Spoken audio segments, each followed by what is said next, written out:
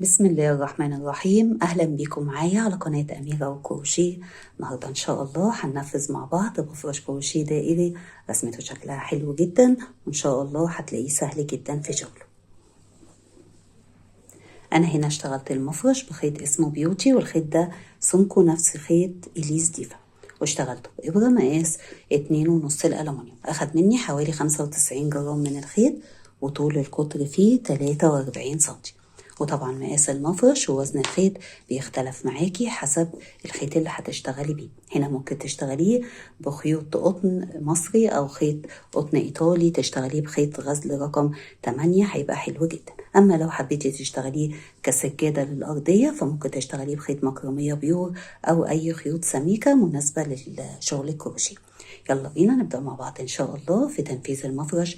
وقبل ما نبدأ، لو انت لسه جديدة معايا في القناة ما تنسيش تشتركي في القناة وتفعلي الجرس عشان يوصلك كل جديد، واكتبي لي تعليق قولي لي فيه بتتابعيني من أي بلد.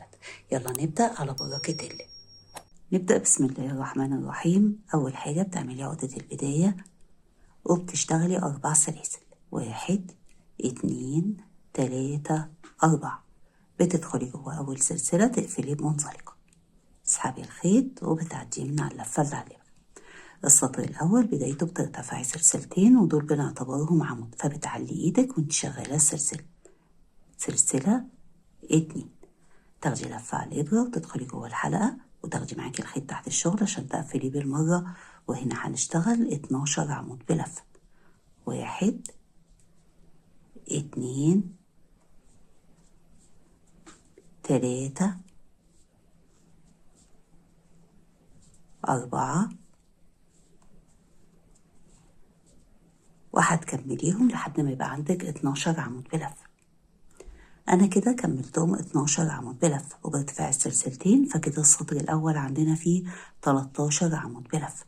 هتقفلي السطر بإنك بتدخلي على تاني سلسلة من سلاسل الارتفاع، تقفلي بمنزلقة، تسحبي الخيط وبتعديه من على اللفة اللي عليك. يبقى كده السطر الأول عندنا فيه 13 عمود بلفة بما فيهم ارتفاع السلسلتين. بعد كده هتقصي الخيط اللي كنت واخداه تحت الشغل. السطر التاني بدايته هترتفعي سلسلتين باعتبارهم عمود، فهتعلي ايدك كده وانت شغالة السلسلتين، 1 2. بعد كده هتشتغلي سلسلتين 1 2، ودول هيبقوا فرق ما بين العمود والعمود اللي بعده. على أول عمود يقابلك اللي هو يعتبر عندنا تاني عمود هتشتغلي عمود بلفة، وبعد العمود سلسلتين. على العمود اللي بعده عمود بلفة وسلسلتين. هيمشي معاك السطر كله على كل عمود بتشتغلي عمود وبعده سلسلتين. هتكملي كده لحد آخر السطر، على كل عمود بتشتغلي عمود وبعده سلسلتين.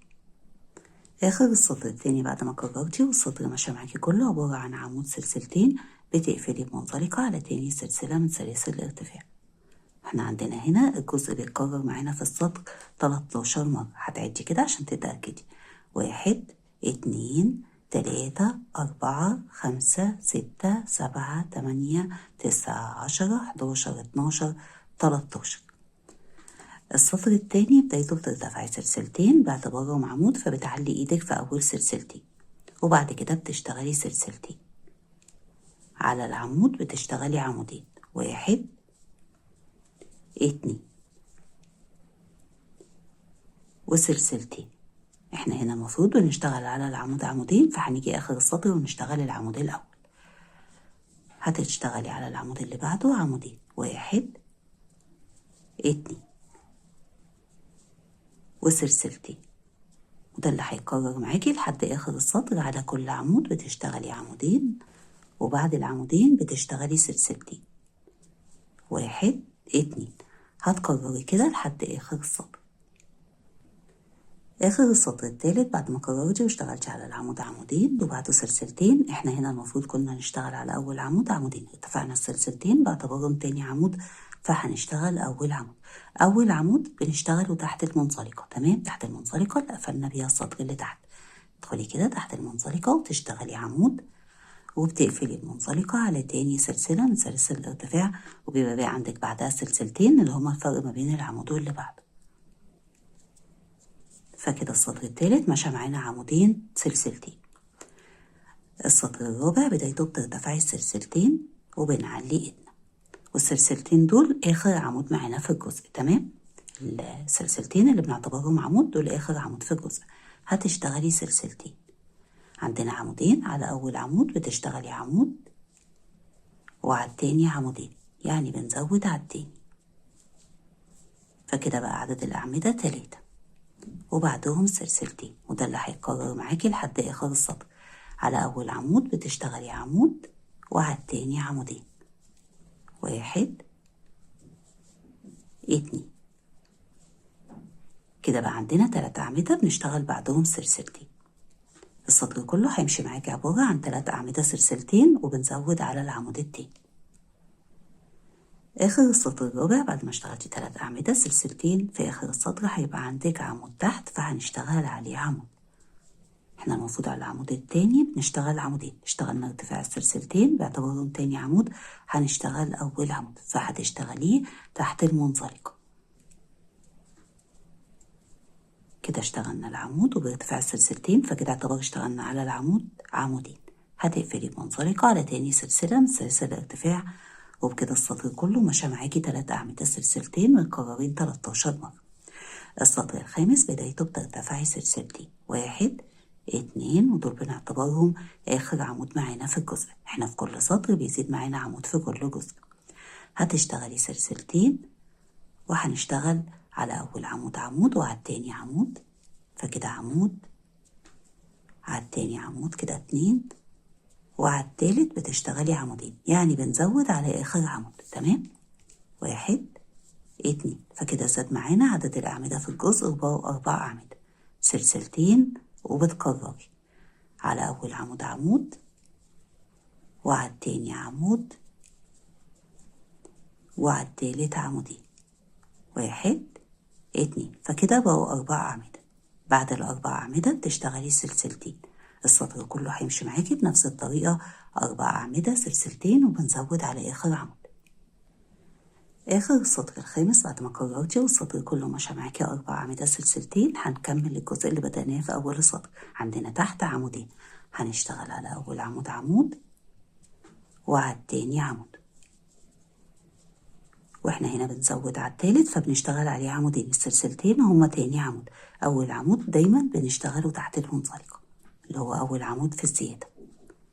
احنا هنا بنزود على آخر عمود، فكده اشتغلنا العمود وهنقفل على تاني سلسلة، فكده هيبقى عندنا 4 أعمدة باعتبار ان السلسلتين دول آخر عمود.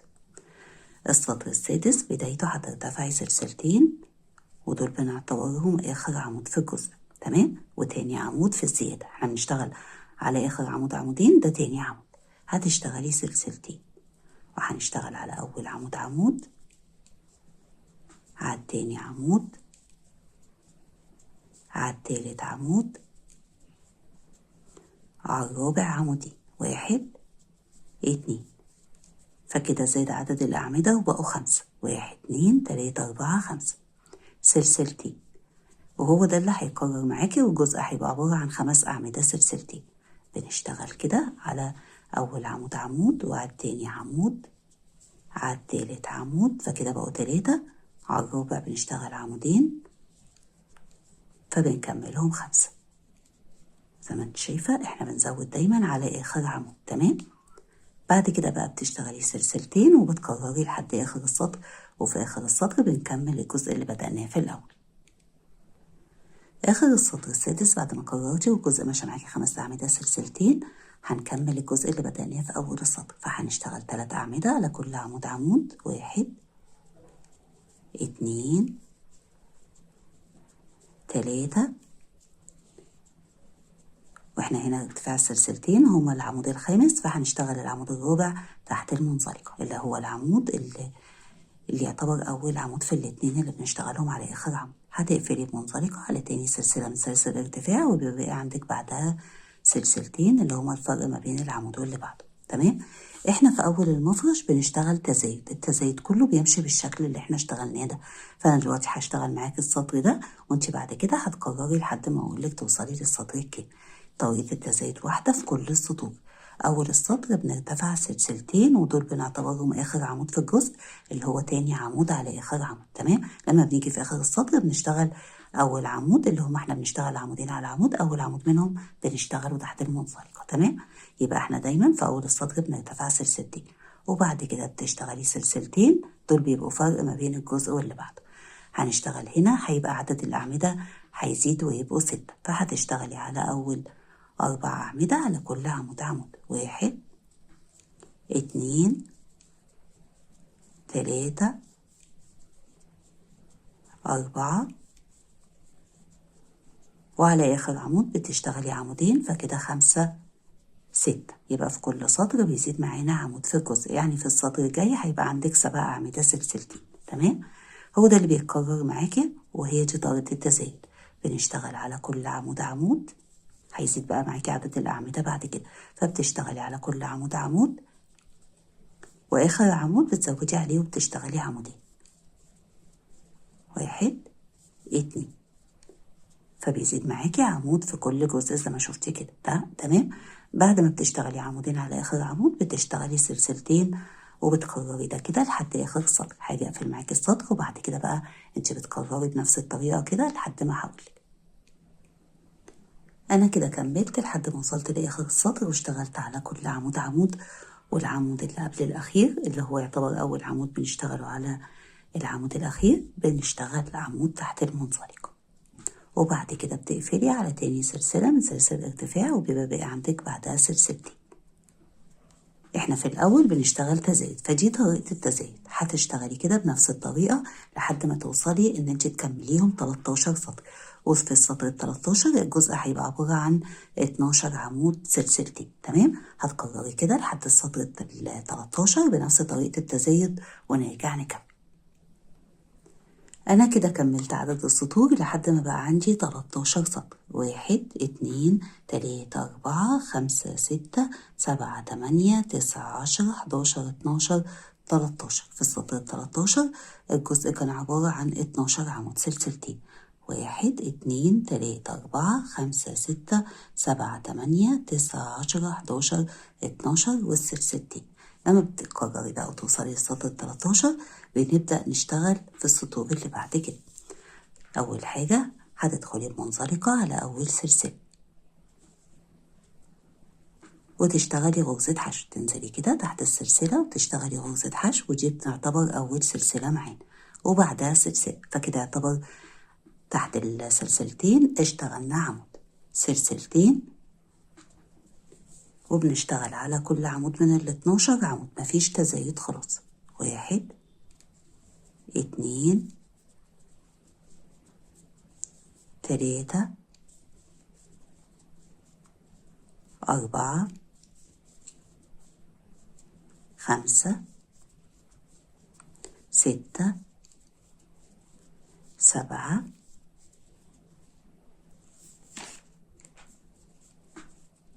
8 9 10 11 12. عدد الأعمدة ثابت ما زادش. تمام. 12 عمود. بعد العمود ال 12 بتشتغلي سلسلتين، عمود جوه السلسلتين وسلسلتين، فكده الجزء بقى عبارة عن 12 عمود سلسلتين عمود سلسلتين، والعمود بنشتغله تحت السلسلتين. تمام. هتكرري، فهتشتغلي كده 12 عمود على كل عمود عمود. 1 2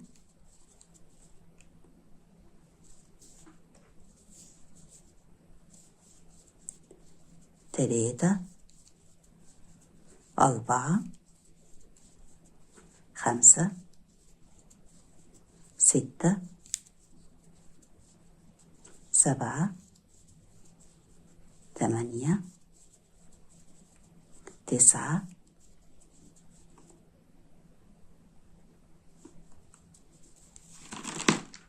10 11 12. كده ثبتنا عدد الأعمدة هو نفس السطر اللي تحت 12 عمود سلسلتين، عمود جوه السلسلتين وسلسلتين وبتكرري، يبقى الجزء عبارة عن 12 عمود، سلسلتين، عمود، سلسلتين. هتكرري كده لحد آخر السطر. آخر السطر ال14 بعد ما كررتي والسطر كله ماشي معاكي 12 عمود، سلسلتين، عمود، سلسلتين. احنا في آخر السطر هيبقى عندنا 11 عمود. العمود ال12 بتشتغليه تحت المنزلقة. فكده في الآخر بقى عندنا 12 عمود. هتشتغلي سلسلتين وتقفلي بمنزلقة، تسيبي غرزة الحشو وتقفلي بمنزلقة على السلسلة اللي بعدها. ده كده شكل السطر ال14. السطر ال15 بدايته بترتفعي سلسلتين باعتبارهم عمود، فبتعلي ايدك وانت شغالة السلسلتين، بعدهم سلسلتين، وبتدخلي جوه السلسلة تشتغلي عمود. فكده يعتبر اشتغلنا على العمود عمود، سلسلتين، عمود، سلسلتين. وهنا هنبدأ نقلل عشان يدينا شكل الوردة. فعندنا هنا 12 عمود، هنسيب أول عمود ونشتغل 10 أعمدة على كل عمود عمود. 1 2 3 4 5 6 7 8 9 10. واخر عمود مش بنشتغل عليه، فكده سيبنا اول عمود وسيبنا اخر عمود، فبيبتدي بقى عدد الاعمده يقل معانا وتدينا شكل ورقه الوردة. هتشتغلي سلسلتين وعلى العمود بتشتغلي عمود، سلسلتين، عمود، وسلسلتين. فالجزء بقى عبارة عن 10 أعمدة، سلسلتين، عمود، سلسلتين، عمود على العمود، وبعدين سلسلتين. هتكرري، ما بتكرري بتسيبي أول عمود مش بتشتغلي عليه، وبتبدأي من على التاني بتشتغلي على كل عمود عمود، فبتكمليهم 10. 1 2 3 4 5 6 7 8 9 10. هيبقى فاضل عندك عمود تحت مش بتشتغلي عليه. كده سيبنا أول عمود وآخر عمود، سلسلتين، وعلى العمود بتشتغلي عمود، سلسلتين، عمود، عمود، وسلسلتين، عمود. بعد نفس العمود بتشتغلي عمود، سلسلتين، عمود، وبعدهم سلسلتين. هو ده كده الجزء اللي هيتكرر معاكي لحد آخر السطر. وفي آخر السطر هيبقى عندك 10 أعمدة وسلسلتين، ونيجي نقفل السطر. آخر السطر ال15 بعد ما كررتي واشتغلتي 10 أعمدة، سلسلتين، هنا في عمود مش بنشتغل عليه، تمام. هتسيبي أول سلسلة وتدخلي جوه تاني سلسلة تقفلي بمنزلقة. فكده بقى عندنا سلسلتين، عمود، سلسلتين، عمود، سلسلتين، تمام. السطر ال16 بدايته هتدخلي بمنزلقة على أول سلسلة وتنزلي كده تحت السلاسل، تحت السلسلتين، تشتغلي غرزة حشو وبعدها سلسلة. فكده يعتبر جوه السلسلتين اشتغلنا عمود، سلسلتين، جوه السلسلتين اللي بعدهم بتشتغلي عمود وسلسلتين. فكده بقى عندنا عمود، سلسلتين، عمود، سلسلتين. وهنا هنيجي في آخر السطر ونشتغل سلسلتين، عمود، سلسلتين. هنا هيقل عدد الأعمدة وهيبقوا 8. احنا في التناقص بنسيب أول عمود وآخر عمود، فهتسيبي أول عمود وتشتغلي 8 أعمدة، أول عمود منهم على التاني. كده 2 3 4 5 6 7 8. احنا كده سيبنا أول عمود ما اشتغلناش عليه وسيبنا آخر عمود، هو ده التناقص. هتشتغلي سلسلتين، جوه السلسلتين عمود، سلسلتين، جوه السلسلتين عمود، يبقى بنشتغل العمود جوه السلسلتين، سلسلتين، عمود، وسلسلتين.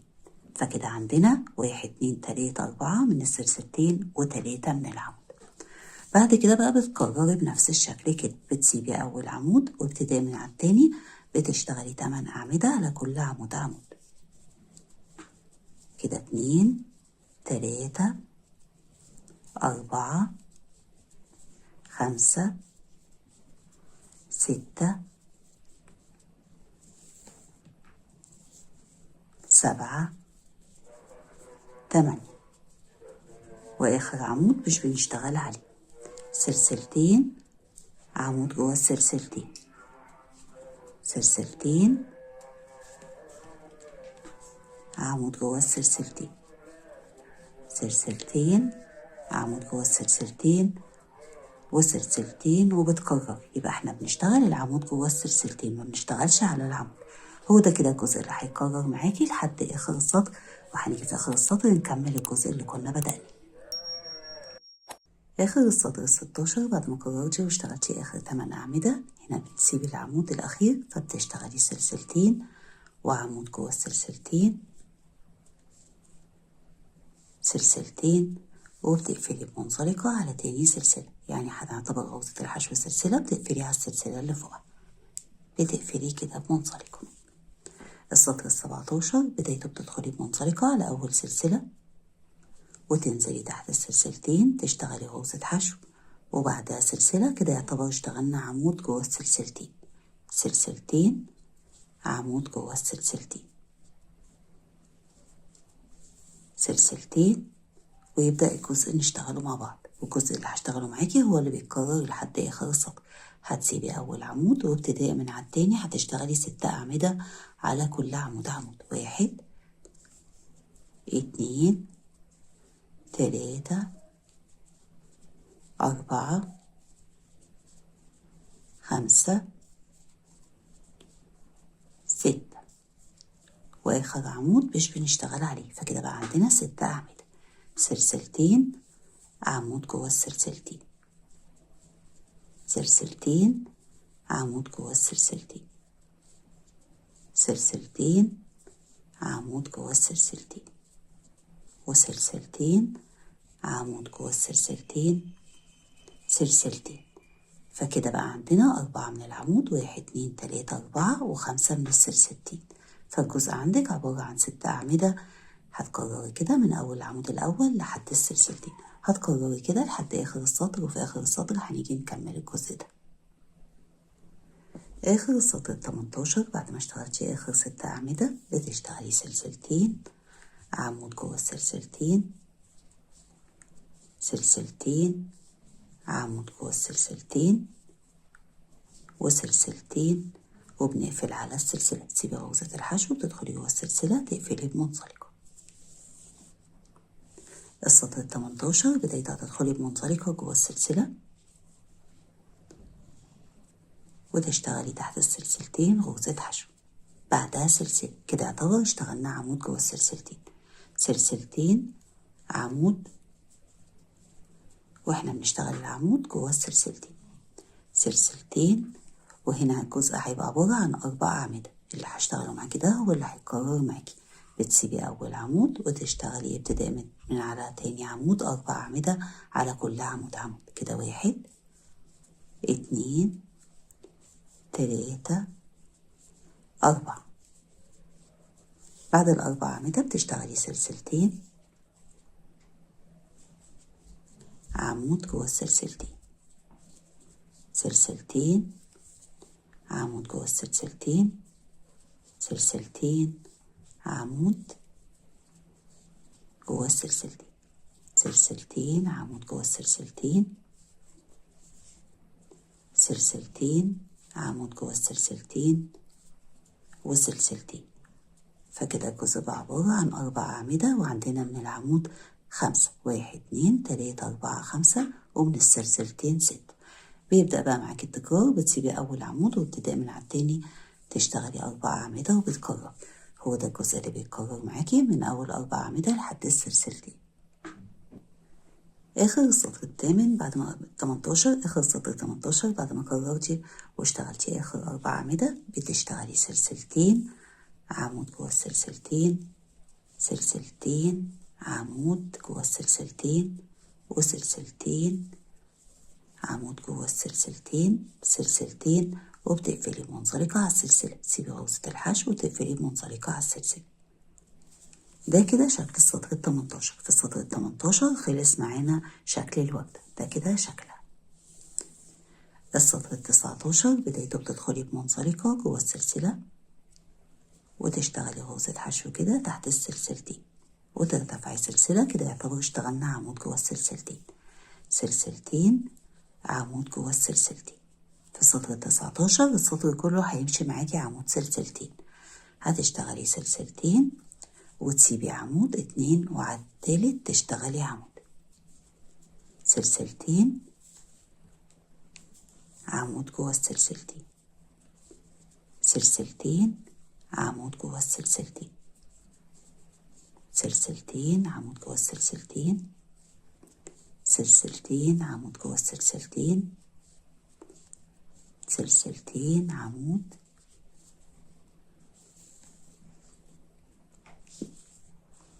سلسلتين عمود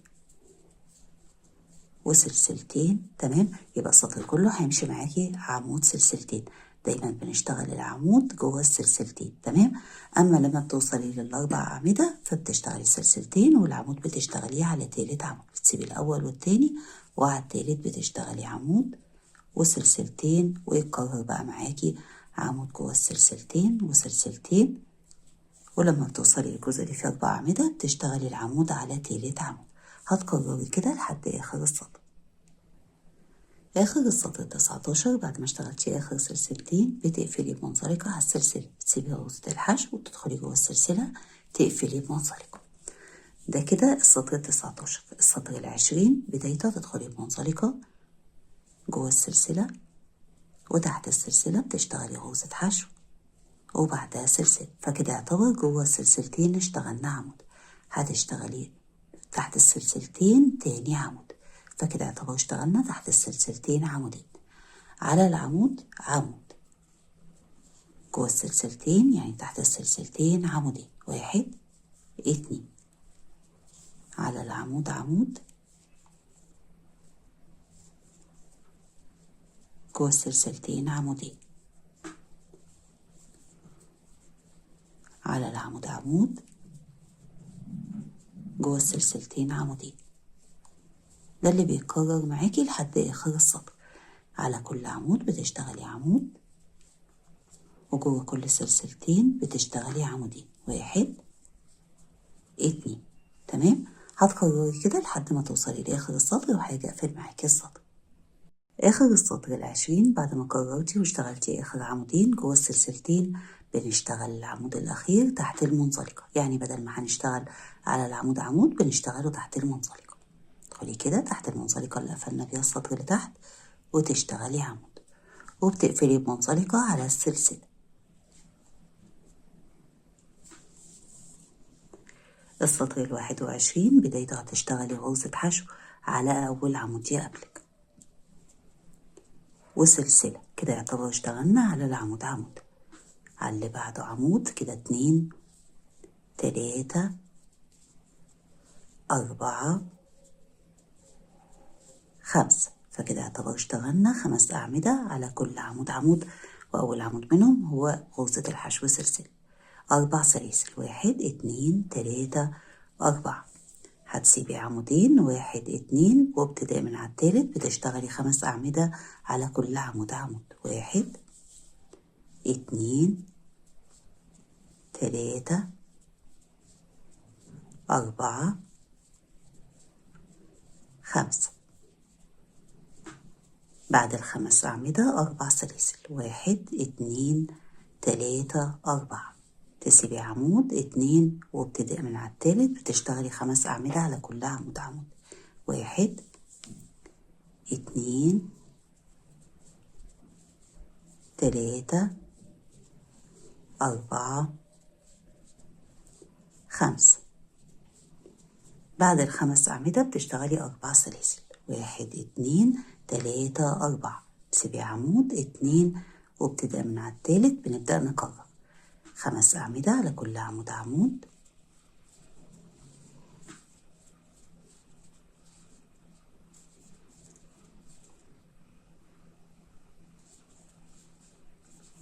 بعد ما بتشتغلي ال5 أعمدة بيبقى عندك 4 سلاسل، 1 2 3 4، والمسافة اللي بنسيب عمودين وبنبدأ نكرر من على تالت عمود. هتكرري كده السطر كله هيمشي معاكي عبارة عن 5 أعمدة وبعدهم 4 سلاسل. آخر السطر 21 بعد ما كررتي واشتغلتي آخر 4 سلاسل بتقفلي المنزلقة على السلسلة. واحنا هنا في السطر 21 الجزء كان عبارة عن 5 أعمدة 4 سلاسل وتكرروا معانا في السطر 39 مرة. تمام. السطر 22 بدايته هترتفعي سلسلتين، 1 2 باعتبارهم عمود اشتغلناه على أول عمود، وهتشتغلي بعد كده على كل عمود عمود. ده كده يعتبر التاني.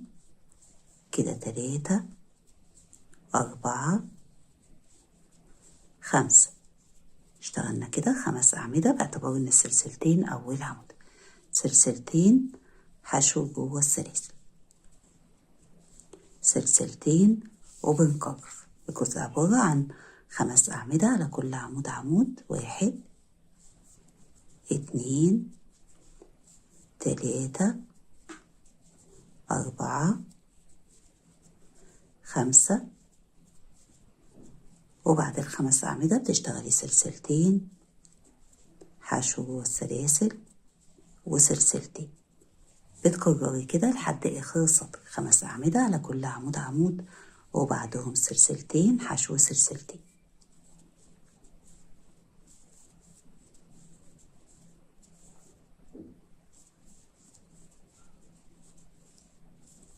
كده اشتغلنا ال5 أعمدة، بنشتغل بعدهم سلسلتين حشو جوه السلاسل وسلسلتين.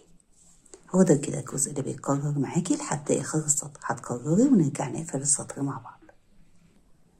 آخر السطر 22 بعد ما كررتي واشتغلتي آخر سلسلتين حشو سلسلتين بتقفلي بمنزلقة على السلسلة، بتسيبي كده أول سلسلة وتقفلي بمنزلقة على التانية. السطر 23 بدايته هترتفعي سلسلتين باعتبارهم عمود، وهتشتغلي على كل عمود عمود، فهيبقى عندنا برضو 5 أعمدة. كده ده يعتبر تاني عمود، 3 4 5. كده اشتغلنا 5 أعمدة باعتبار ان السلسلتين أول عمود، 3 سلاسل 1 2 3 وبنكرر. بنشتغل 5 أعمدة على كل عمود عمود، 1 2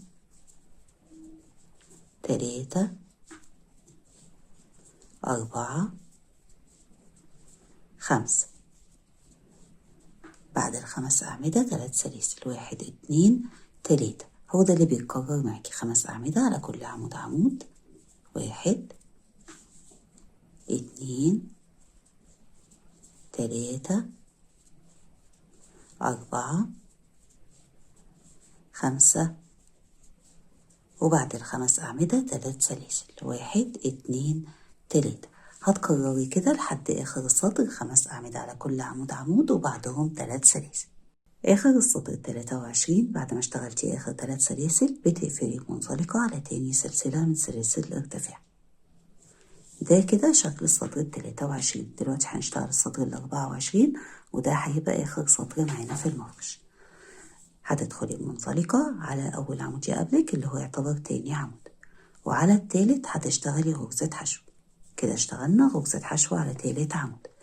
جوه السلاسل هتشتغلي 8 أعمدة، تاخدي لفة على الإبرة كده وتشتغلي جوه السلاسل 8 أعمدة بلفة، 1 2 3 4 5 6 7 8. كده اشتغلنا جوه السلاسل 8 أعمدة، 1 2 3 4 5 6 7 8. بعد كده بتشتغلي غرزة حشو على تالت عمود. تمام. لو انتي هنا حسيتي ان معاكي الخيط سميك وحسيتي ان الجزء ده هيكلكع معاكي فممكن تشتغلي 6 أعمدة أو 7، يعني ممكن تقللي. وبرضه لو الخيط رفيع وحسيتي ان الجزء ده هيتقوس معاكي فممكن تخليهم 9 أو 10. تمام. انا هشتغل 8 وانتي هتشتغلي عدد أعمدة المناسب ليكي. هتدخلي كده وتشتغلي 8 أعمدة. 1 2 3 4 5 6 7 8. يبقى جوه ال3 سلاسل أنا اشتغلت 8 أعمدة. انت هتشتغلي عدد الأعمدة المناسب معاكي حسب سمك الخيط. لو الخيط رفيع بتزودي في عدد الأعمدة عمود أو 2، ولو الخيط سميك فممكن تقللي برضه عمود أو 2. بعد ما بتشتغلي عدد الأعمدة بتسيبي أول عمود والتاني وبتشتغلي غرزة حشو على تالت عمود، وهو ده الجزء اللي بيتكرر معاكي. بنشتغل 8 أعمدة جوه ال3 سلاسل غرزة حشو على تالت عمود. هتكرري كده لحد آخر السطر. بعد ما كررتي وصلتي لآخر السطر واشتغلتي آخر 8 أعمدة بتسيبي حتة خيط صغيرة كده عشان هنقفل بيها، وبتقصي الخيط، وبعد 8 عمود بتسحبي الخيط وبتركبيه في إبرة التقفيل. بعد ما بتركبي الخيط في إبرة التقفيل بتدخلي كده من قدام الشغل تحت غرزة الحشو تحت الطرفين بتوعها وتسحبي الخيط، وبعد كده بتدخلي ما بين طرفين آخر عمود. عندنا آخر عمود اهو، هتدخلي كده ما بين الطرفين فوق بالشكل ده وتسحبي الخيط وتظبطي الشغل عشان يبقى السطر كله كده نفس الشكل. بعد كده بقى بالإبرة بتدخلي كده تحت الأعمدة،